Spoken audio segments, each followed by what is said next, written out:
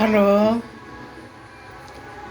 Friends, ఈరోజు పూజ పూర్తి అయిపోయింది. శ్రీరామనవమి సందర్భంగా మా ఇంట్లో 2 పటాలు మాత్రమే పెట్టుకున్నాను. అందులో వెండి గిన్నెలో శివలింగం ఉంది, అదేవిధంగా కలశము, దానిపైన టెంకాయి, ఒక రాగి చెంబులో నీళ్లు పోసి అందులో పూలు వేసినాను. ఇంకా దీపాలు, మధ్యలో మహాలక్ష్మి దీపం, అదేవిధంగా దేవునికి నైవేద్యంగా వడపప్పు, పానకం పెట్టినాం. ఇవన్నీ కూడా పెట్టి పొద్దున్నే టెంకాయ కొట్టినాను. హలో ఫ్రెండ్స్, అందరూ వీడియో చూసిన వాళ్ళంతా కూడా షేర్ చేయండి, సబ్స్క్రైబ్ చేయండి, లైక్ చేయండి. ప్లీజ్ సబ్స్క్రైబ్ చేయండి.